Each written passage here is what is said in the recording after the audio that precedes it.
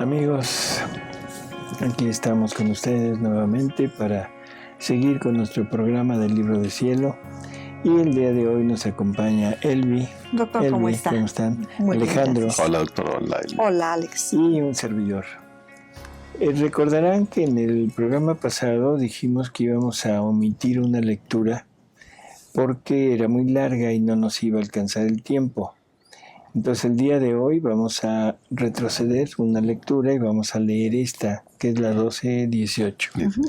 Así que vamos a empezar, vamos a ver si alcanzamos a terminarla. A ver, Elmi. Es la 12:18 de agosto 14 de 1917. Jesús no hacía otra cosa que darse en poder de la voluntad del Padre. Ejemplo de la santidad del vivir en el divino querer. Encontrándome en mi habitual estado, mi dulce Jesús deprisa ha venido y me ha dicho: Hija mía, yo no hacía otra cosa que darme en poder de la voluntad del Padre. Si pensaba en la mente del Padre. Si hablaba en la boca y con la lengua del Padre. Si obraba en las manos del Padre. También el respiro respiraba en él, y todo lo que hacía iba ordenado como él quería. Así que podía decir que mi vida la desarrollaba en el Padre, y yo era el portador del Padre. A ver, nos está narrando cómo vivió él, ¿no?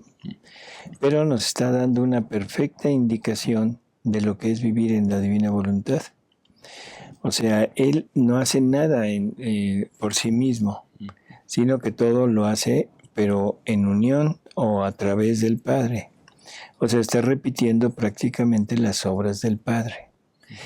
Y esa partecita final que leíste, o sea, que dice, bueno, o lo hacía ahí o el Padre conmigo. ¿Sí? Y yo era el portador del Padre. O sea, el Padre conmigo. Por lo tanto, esto es una indicación exacta de lo que es vivir en la divina voluntad. ¿Queremos realmente que esto se lleve a cabo? Debemos hacer todo en Jesús. Y esto coincide con el espíritu de caridad, no sé si se acuerdan. Sí. El espíritu de caridad que Jesús le dice a Luisa en el libro 1, que todas sus acciones deben estar con el espíritu de caridad, que es todo hacerlo con Él, en Él y por Él. ¿Sí? Entonces, simplemente para que pongamos un poquito de atención para ver cómo vivía Jesús, y ese es el modo como debemos vivir nosotros. Y es como en la Biblia dice que Jesús dice, yo no he venido a hacer mis obras, sino que es mi Padre quien hace sus obras en mí. Así es. Ahí parecería como que es lo contrario, porque aquí es Jesús haciéndolo en el Padre. Ajá. Y allá es el Padre haciéndolo en Jesús. Pero es lo mismo, porque los dos están fundidos y es la obra de los dos en los mismos actos, ¿no? Y así debe de ser, como usted dice, la criatura, ¿no? Así es. Dice, porque todo encerré en su querer y nada hacía por mí. Mi punto principal era la voluntad del Padre, porque yo no ponía atención a mí mismo, ni por las ofensas que me hacían interrumpía mi curso, sino que siempre volaba más a mi centro, y mi vida natural terminó cuando en todo cumplí la voluntad del Padre. Así tú, hija mía, si te das en poder de mi voluntad, no tendrás más pensamiento de nada. Mi misma privación que tanto te atormenta y te consume, corriendo en mi voluntad, encontrará el sostén. Mis besos escondidos, mi vida en ti vestida de ti. En tu mismo latido sentirás el mío, ardiente y doliente. Y si no me ves, me sientes, mis brazos te estrechan. ¿Y cuántas veces no sientes mi movimiento, mi aliento refrescante que calma tus ardores? Tú sientes todo esto, y cuando haces por ver quién te ha estrechado, quién te ha dado su aliento, y no me ves, yo te sonrío y te beso con los besos de mi querer, y me escondo más en ti, para sorprenderte de nuevo, y para darte un avance de más en mi voluntad. Por eso no me amargues con afligirte, sino déjame hacer. el vuelo de mi querer no se detenga jamás en ti. De otra manera, obstaculizarías mi vida en ti, mientras que con el vivir de mi querer, yo no encuentro impedimento y hago crecer y desarrollo mi vida como quiero. A mí en lo personal me encanta esa frase de mi vida en ti, vestida de ti. ¿Sí? Porque nos está dando otra vez la clave exacta de lo que es vivir en la divina voluntad.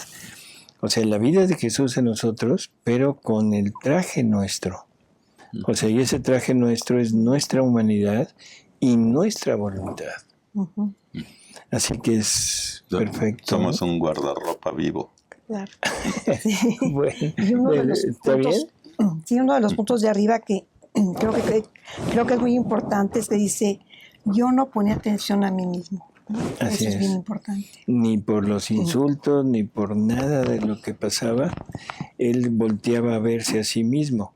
Que eso es otra de las cosas que le recomienda mucho a Luisa. Sí. No reflexiones personales. No importa lo que estés pasando, tú vívelo en mí y como cosa mía, no como cosa tuya. Claro. Y es algo que nos cuesta trabajo hacer, ¿no? Claro. Ahora, para obedecer, quiero decir 2 palabras acerca de la diferencia de vivir resignado a la divina voluntad y el vivir en el divino querer. Primero, vivir resignado según mi pobre parecer significa resignarse en todo a la voluntad divina, tanto en las cosas prósperas como en las adversas, mirando en todas las cosas a la divina voluntad, el orden de las disposiciones divinas que tiene sobre todas las criaturas, y que ni siquiera un cabello puede caer de nuestra cabeza si el Señor no lo quiere.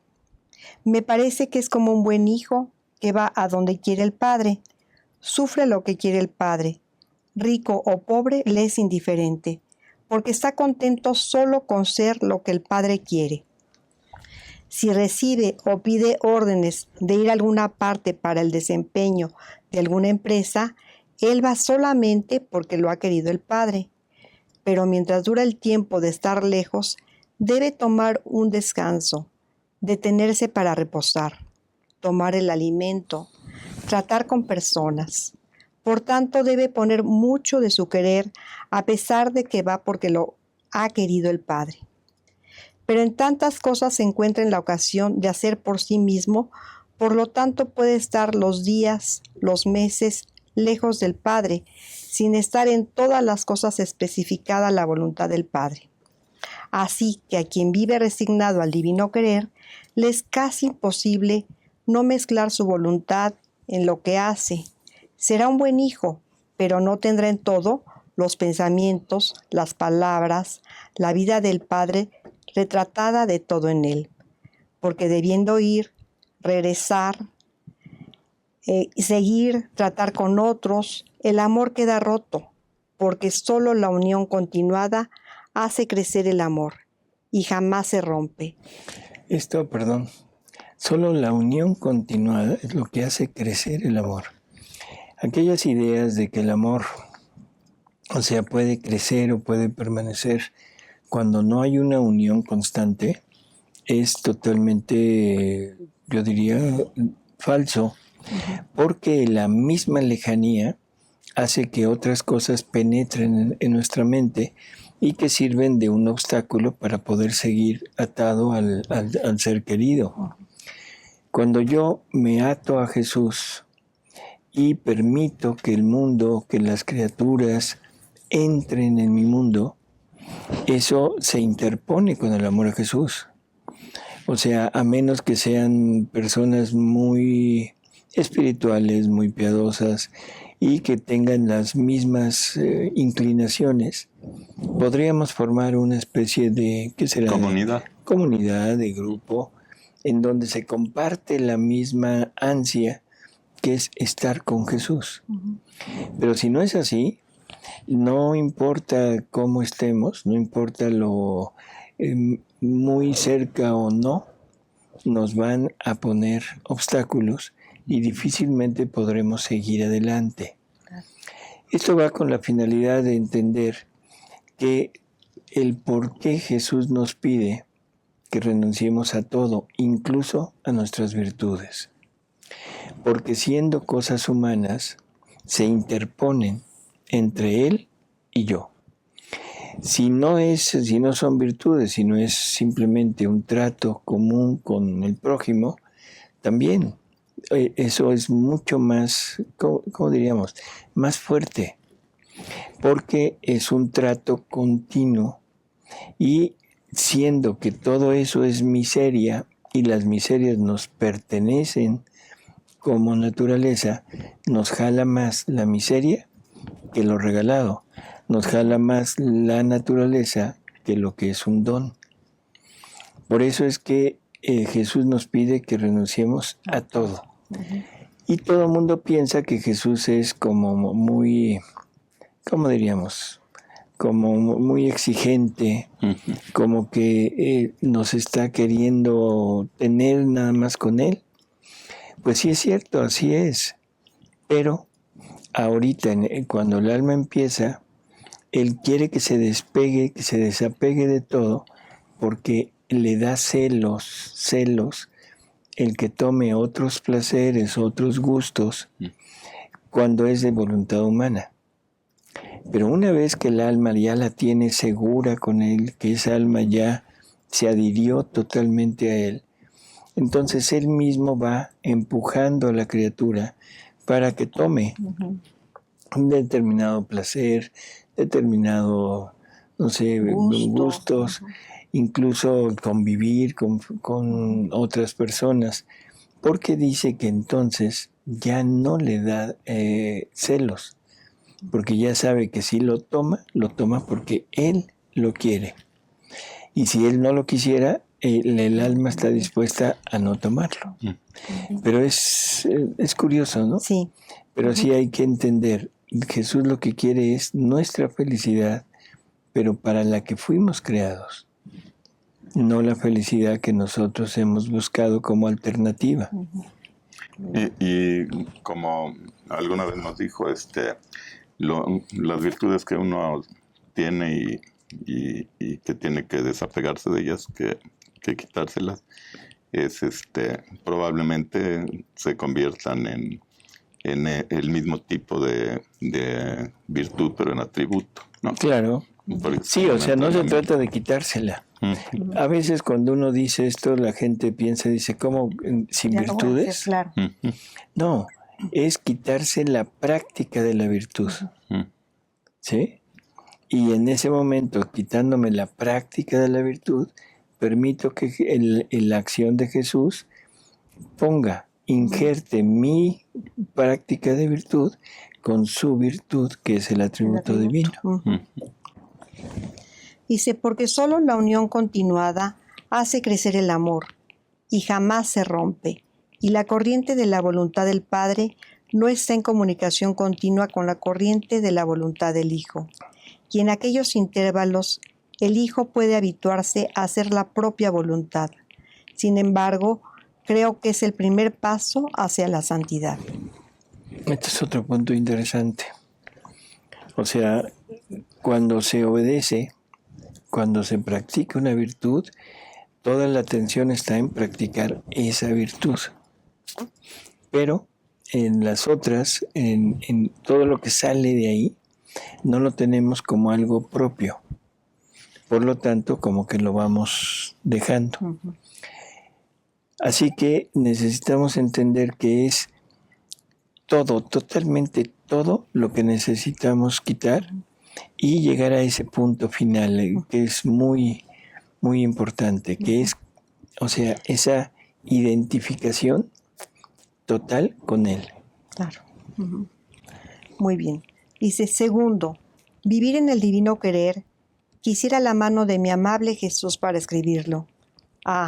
Solo Él podría decir todo lo bello, lo bueno y lo santo de vivir en el divino querer. Yo soy incapaz. Tengo muchos conceptos en la mente, pero me faltan las palabras. Jesús mío, vuélcate en mi palabra y yo diré lo que puedo.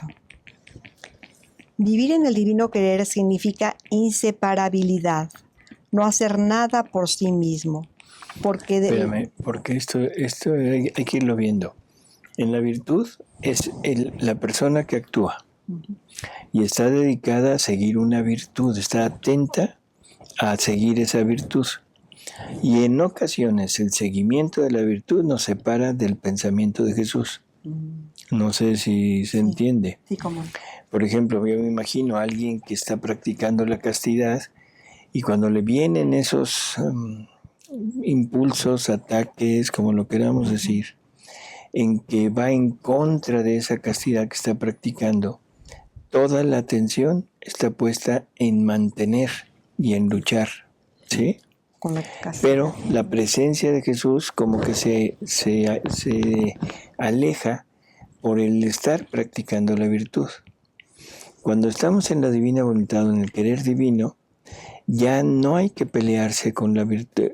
La virtud ya no tiene razón de ser, sino es la vida divina, esa inseparabilidad con Jesús, la que impide que yo tenga acceso a lo demás. Entonces por eso me vuelvo prácticamente inseparable de Él, cosa que en todo lo anterior no. Claro. Aquí nada más toda la atención es hacia Él, para Él y con Él. Así es. En lo anterior era resignación, aquí es naturaleza. Es una diferencia tremenda. Uh-huh. Muy bien. Dice, porque delante al divino querer se siente incapaz de todo, no pide órdenes ni la recibe, porque se siente incapaz de ir solo y dice, si quieres que haga, hagamos juntos, y si quieres que vaya, vayamos juntos. Así que hace todo lo que hace el Padre. Si el Padre piensa, hace suyo los pensamientos del Padre, y no hace ni un pensamiento de más de los que hace el Padre. Si el Padre mira, si habla, si obra, si camina, si sufre, si ama, también ella mira lo que mira el Padre, repite las palabras del Padre, obra con las mismas manos del Padre, camina con los pies del Padre, sufre las mismas penas del Padre y ama con el amor del Padre, vive no fuera sino dentro del Padre, así que es el reflejo y el retrato perfecto del Padre, lo que no es para quien vive solamente resignado. A este Hijo es imposible encontrarlo sin el Padre, ni al Padre sin Él, y no solo externamente, sino que todo su interior se ve como entretejido con el interior del Padre, transformado, perdido todo en Dios. Oh, los vuelos rápidos y sublimes de este Hijo en el querer divino.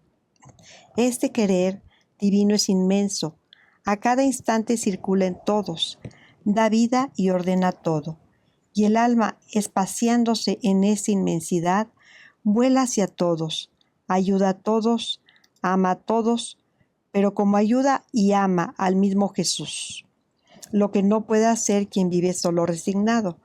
Así que a quien vive en el divino querer, le es imposible hacer por sí solo, más bien siente náusea de su obrar humano, aunque sea santo, porque en el divino querer las cosas, aun las más pequeñas, toman otro aspecto, adquieren la nobleza, esplendor, santidad divina, potencia y belleza divinas, se multiplican al infinito, y en un instante hace todo, y después que ha hecho todo, dice, no he hecho nada, lo ha hecho Jesús, y ese es todo mi contento. Qué miserable cual soy. Jesús me ha dado el honor de tenerme en el divino querer para hacerme hacer lo que ha hecho Él. Creo que también esto vale la pena recalcarlo. O sea, no importa el acto que se haga, por muy pequeño que sea, es un acto inmenso porque en ese acto está interactuando, está participando Jesús. Por lo tanto, ahora se convierte en un acto divino, que esa es la característica de la santidad divina, que al actuar en el querer divino, todos los actos son divinos, una vida divina que sale por cada acto. Eso excede infinitamente a todos los actos santos buenos en voluntad humana. Un solo acto en voluntad divina así sea el más Un pequeño, parpadeo, un parpadeo, un suspiro. un suspiro, es infinitamente superior a todo lo demás. A veces como que se pone mucho énfasis en esto y bueno, es que es lo natural. Pero yo diría que es tan triste el ver que las criaturas rechazamos esto y aunque digamos que lo aceptamos, aunque estemos leyendo, estemos inmersos en esto en estos libros, como que no lo pasamos a nuestra vida. Lo dejamos en nuestra inteligencia, lo dejamos en nuestra memoria, pero no lo pasamos a la voluntad. Por eso se ven tantas almas que hablan, que estudian, que quieren vivir la divina voluntad, pero inmersas en todas Muchas las cosas del mundo, en todas las cosas, incluso de la religión, y que no logran diferenciar, no logran ver que cada cosa que entra en nosotros, aunque sea santa, pero que no sea divina voluntad, es una pared, es un obstáculo entre Jesús y el alma. Entonces es un tratar de, no sé, llamar la atención. Bueno, no llamar la atención, sino decirles, vean lo grande que es esto contra lo pequeño que es aquello. No por disminuir aquello, sino porque ante esto es fabuloso. Claro. Así que simplemente pensemos, meditemos con mucha calma y decidamos qué queremos. Vivir en el divino querer es esa inseparabilidad, esa nunca volver a estar ni siquiera un tantito separado de Dios. Y digo un tantito porque no sé cómo decirlo. No es una separación de distancia, no es Alejandro allá y yo acá, sino es una distancia de vida, de vida. Y así puede ser que Alejandro esté en el otro lado del mundo. Si tuviéramos esa unidad de vida, estaríamos perfectamente unidos, aunque estuviéramos en planetas diferentes, ¿no? Y esa inseparabilidad también la podemos ver en, pues ya lo hemos repetido, pero en la confianza en Dios, ¿no? Él dice, si me tienes confianza y pones todo en mí y yo me siento bien, si no, es que no confías en tu padre, es que no, es como un hijo que no confía en su padre. Entonces, pues así nos debemos de abandonar en él completamente, ¿no? Así es. Sí, y como dice aquí, a este hijo es imposible encontrarlo sin el padre, ni al padre sin él. O sea, ya con cualquiera que vea al padre, lo ve con... Ve al alma que ahí. está con él. Así es. Dice, así que el enemigo no puede molestar a esta hija en si ha hecho bien o mal, poco o mucho, porque todo lo ha hecho Jesús y ella junto con Jesús. Esta es la más pacífica, no está sujeta a ansiedades, no ama a ninguno y ama a todos, pero divinamente. Se puede decir, es la repetidora de la vida de Jesús, el órgano de su voz, el latido de su corazón, el mar de sus gracias. Solo en esto, creo, consiste la verdadera santidad. Todas las demás cosas son sombras, larvas, espectros de santidad. En el querer divino, las virtudes toman puesto en el orden divino. En cambio, fuera de él, en el orden humano. Están sujetas a estima propia, a vanagloria, a pasiones. Oh, cuántas obras buenas y cuántos sacramentos frecuentados son de llorarse delante a Dios y de repararse porque están vacíos del divino querer, por tanto, sin frutos. Quiera el cielo que todos comprendieran la verdadera santidad, o, como todas las demás cosas, desaparecerían.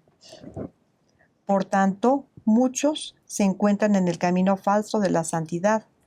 Muchos la ponen en las pías prácticas de piedad, y hay de quien les estorbe. Oh, cómo se engañan.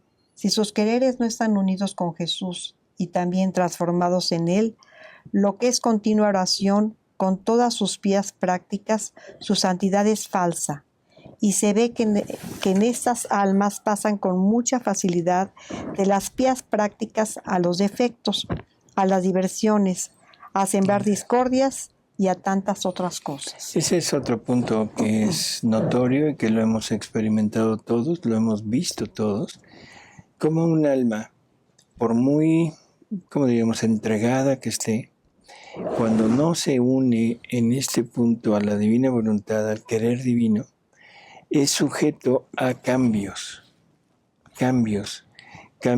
y esos cambios no son de Dios. Dios no cambia, Dios es inmutable. Por lo tanto, esos cambios son de la voluntad humana, pero debidos o provocados por ¿cómo diría?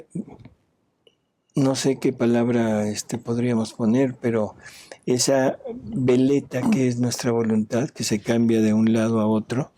Ahorita me gusta esto, ahorita me gusta esto otro. Y eso nos lleva hacia algo que también es un defecto tremendo, que es la indecisión. O sea, personas que están por querer algo, pero no se deciden. O sea, están en un continuo lucha interior. Definitivo, eso no es el querer divino. ¿Sí? Claro, no quieren dejar el yo, ¿no? Lo que yo quiero. Así es. O cómo es deshonrosa esta especie de santidad. Otros ponen la santidad en ir a la iglesia y asistir a todas las funciones, pero su querer está lejano de Jesús. Y se ve en estas almas poca atención ponen a sus propios deberes, y si son impedidas se enfurecen. Lloran porque su santidad se les va por el aire. Se lamentan, desobedecen. Son las llagas de la familia. ¡Oh, qué falsa santidad! Otros la ponen en las confesiones frecuentes. ¿Qué falsa santidad? ¿A qué se refiere? Pues que no. En las prácticas religiosas. Uh-huh. ¿Sí? Sí. O sea, ya no está hablando del mundo, está hablando de la práctica religiosa y en ese acercarnos a Jesús. Y aún en eso se ve que la voluntad humana juega un papel tremendo, donde nos puede hacer jugar este tipo de bromas, entre comillas, de obstáculos, que nos pone obstáculos para lograr estar realmente unidos a Jesús. Dice, otros la ponen en las confesiones frecuentes, en la erección pormenorizada, en hacer escrúpulo de todo, pero luego no se hacen escrúpulo de que su querer no corre junto con el querer de Jesús. Y hay de quien las contradice. Estas almas son como los globos inflados, que en cuanto se les hace un pequeño agujero, se sale el aire y su santidad se esfuma, y caen por tierra. Estos pobres globos tienen siempre que decir. Son fácilmente llevados a la tristeza, viven siempre en la duda, y por eso quisieran un director para ellos, que en cada pequeña cosa los aconseje, los tranquilice, los consuele. Pero pronto están más agitados que antes. Pobre santidad, cómo es falsificada. Quisiera las lágrimas de mi Jesús para llorar junto con él sobre estas santidades falsas y hacer conocer a todos cómo la verdadera santidad está en el hacer la divina voluntad y vivir en el divino querer. Esta santidad echa sus raíces tan profundas que no hay peligro de que oscile, porque llena cielo y tierra, y donde quiera encuentra su apoyo. Es firme, no sujeta a inconstancias, a defectos voluntarios, atenta a los propios deberes, es la más sacrificada, desapegada de todos y de todo, aún de las mismas direcciones, y como sus raíces son profundas, se eleva tan alto que las flores y los frutos florecen en el cielo. Aún de las direcciones. Hace un momento hablaba del director espiritual. Esto es ¿cómo diríamos? Una práctica que es muy útil dentro de la santidad de la humana, de virtudes, Porque el director espiritual, si realmente tiene ese discernimiento de espíritu, nos puede guiar hacia donde Dios nos llama de acuerdo a nuestras características personales, de acuerdo a nuestra forma de ser y a todo lo que Dios puso en nosotros.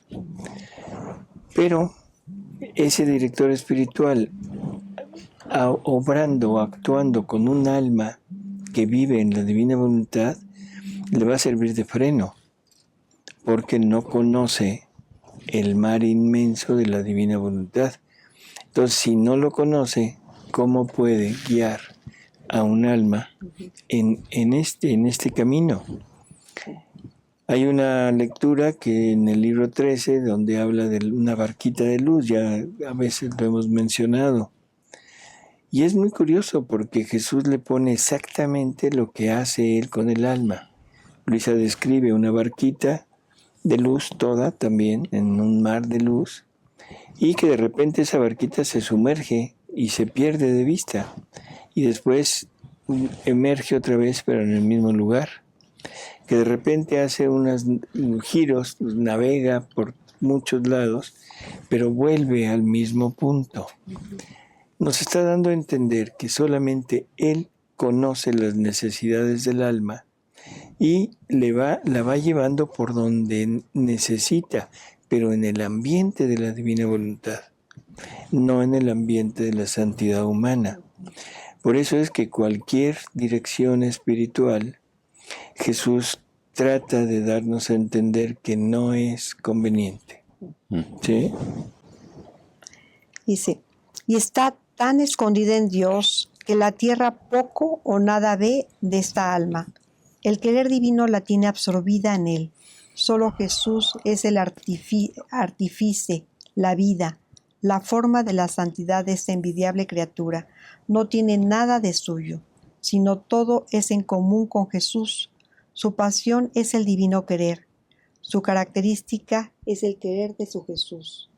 Y el fiat es un movimiento continuo.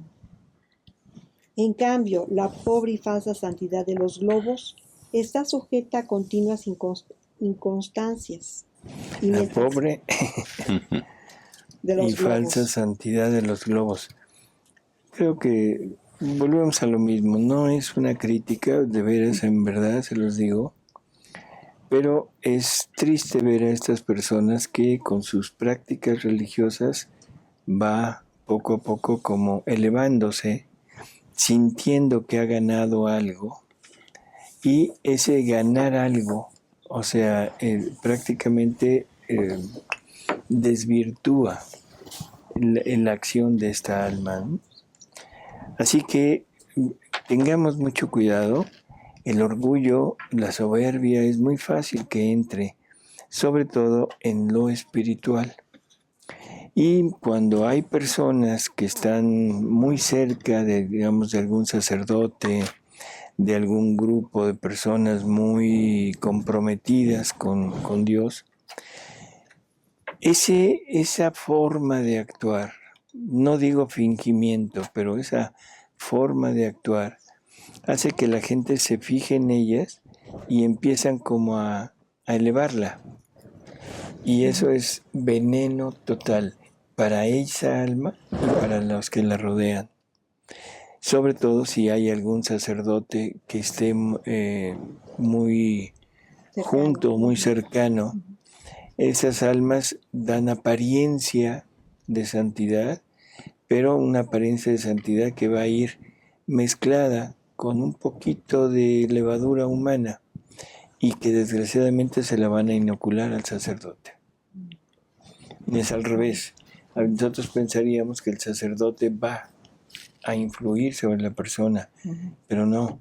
El sacerdote se ata a la persona por su fingida santidad, que es más o menos. Sí, dice, y mientras parece que los globos de su santidad se inflan tanto que parece que vuelan por el aire a una cierta altura, tanto que muchos y los mismos directores quedan admirados, pero pronto se desengañan. Y basta para hacer desinflar estos globos una humillación, una preferencia usada por los directores con cualquier otra persona, creyéndolas un robo que les hacen, pues se creen las más necesitadas. Por tanto, mientras se hacen escrúpulo de tonterías, después llegan a desobedecer. Es la envidia y la polilla de estos globos, que royéndoles el bien que hacen, les va sacando el aire y el pobre globo se desinfla y cae por tierra, llegando a ensuciarse de tierra, y entonces se ve la santidad que había en el globo. ¿Y qué cosa se encuentra? Amor propio, resentimiento, pasiones escondidas bajo aspecto de bien. Y se tiene ocasión para decir, se han hecho juguete del demonio. Este es otro punto que es muy, muy interesante. Cuando este globo, por cualquier suceso, por cualquier circunstancia leve, se desinfla, lo que aparece es esto, sobre todo la soberbia, el amor propio. Es tremendo y eso desenmascara a la persona, aunque después puede volver otra vez a su fingida santidad y puede como volver a traer a las personas en su, no digo seguimiento, pero sí en su acompañamiento de su santidad.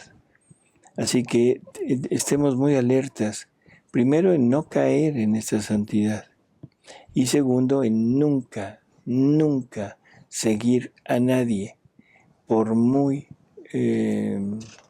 ¿cómo diríamos?, espiritual que parezca. Recordemos que la santidad en la divina voluntad, vivir en el querer divino, es entre dos, Jesús y el alma. Cuando mucho tres, Jesús, María y el alma. Y ahora en la actualidad 4. Jesús, María, Luisa y el alma. Y, perdón, 5. O sea, parece sí. Pero es real. Jesús dice que su voluntad nos servirá de maestra. O sea que también entonces Jesús, María, Luisa, la divina voluntad y el alma. Esta es una santidad muy, muy cerrada. Ahora, de esta santidad cerrada tiene que emerger para los demás, no al contrario, no de los demás para acá, sino de aquí para allá. Porque aquí está Jesús. Así y es. De aquí para aquí está la Jesús divina para voluntad. todos. Aquí está la luz. Así es. Entonces recordemos, a ver, ahora sí, ya no vamos a cometer el error de decir 2, ni 3.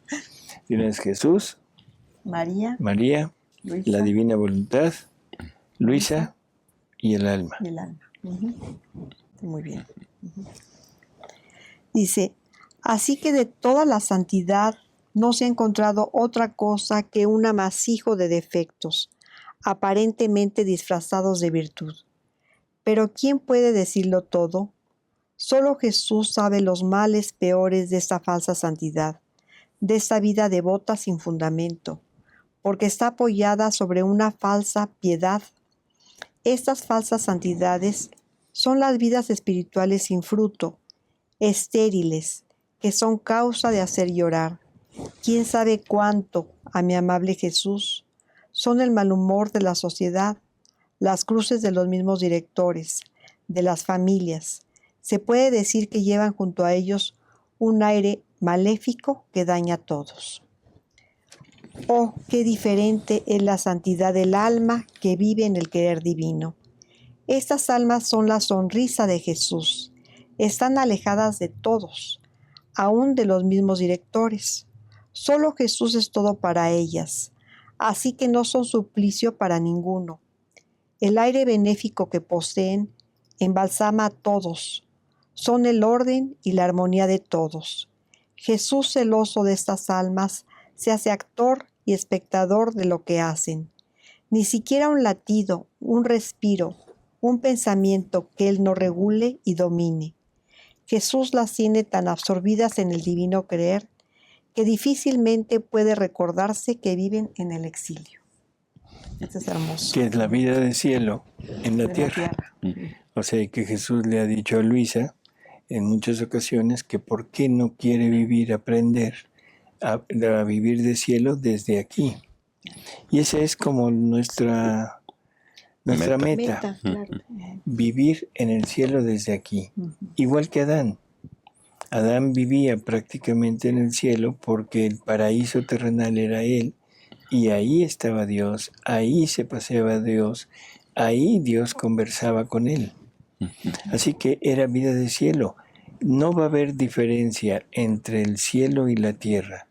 La única diferencia será que cuando lleguemos al cielo, abriremos los ojos, o sea, que los cerramos en el momento de la muerte, y todo lo que hemos vivido aquí, lo vamos a seguir viviendo allá, pero ahora sí viéndolo, sensiblemente. Esa es la única diferencia, ¿no? Que no es sensible aquí. Pero yo creo que no nos podemos imaginar ese gozo tan inmenso que vamos a Yo tener. creo que no. Yo creo que no. O sea, ¿qué iremos a sentir cuando lleguemos allá, Alejandro?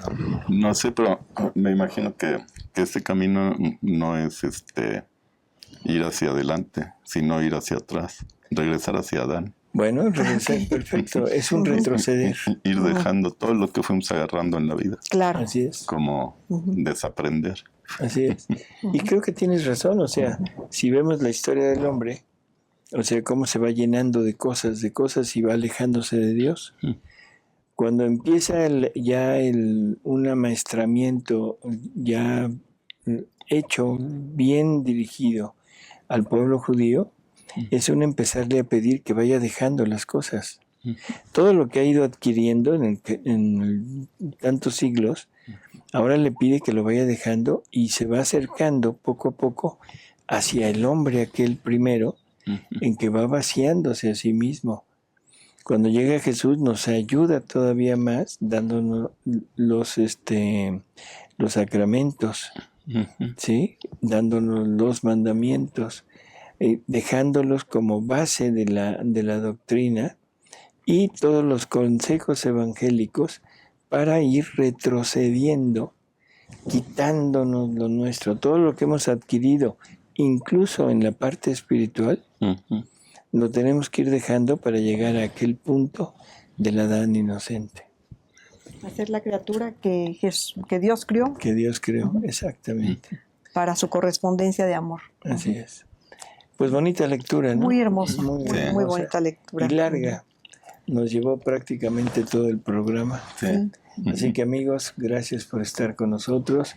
Y la próxima vez ya nos iremos a 2 lecturas posteriores. El 20 creo que. El 20, para poder ya seguir La en el orden.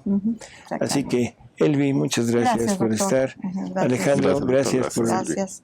Gracias, Y- amigos. Nos vemos en el próximo.